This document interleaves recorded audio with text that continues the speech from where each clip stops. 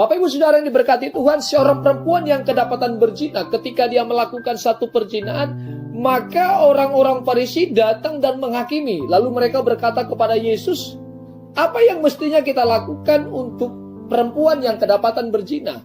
Menurut hukum Musa, menurut hukum Taurat, ini perempuan selayaknya dilempar. Seharusnya dilempar oleh batu. Tetapi Yesus berkata, jikalau ada di antara kamu yang tidak pernah melakukan dosa, yang tidak pernah melakukan pelanggaran, yuk mari, kamu yang pertama melempar perempuan ini.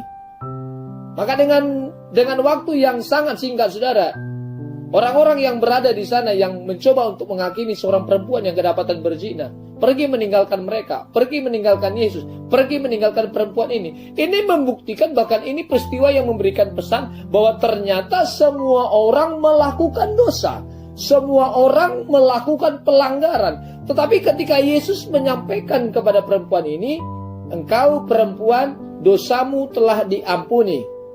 Jangan lakukan perbuatan itu sehingga tidak terjadi sesuatu yang lebih buruk lagi kepada engkau. Yesus memberikan pesan, ketika Bapak Ibu Saudara masih hidup dalam satu praktek dosa, masih berada dalam lumpur dosa, hari ini benar-benar tinggalkan, lepaskan, dan benar-benar ikut dalam pengikutan Kristus. Ketika saudara hidup di dalam Kristus, tentunya kita harus sangkal diri.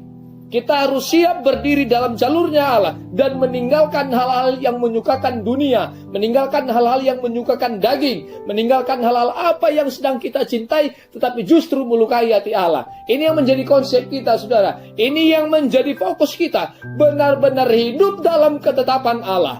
Tidak sekedar sebagai pengikut Kristus, tetapi sampai kepada serupa seperti Yesus. Yesus sampaikan bahwa orang-orang yang suci hati, orang-orang yang bersih hati akan bertemu dengan Allah. Oleh sebab itu, saudara yang diberkati Tuhan, kita belajar untuk bagaimana menyucikan hati. Kita belajar bagaimana kita hidup suci. Kita belajar bagaimana hidup benar di hadapan Allah.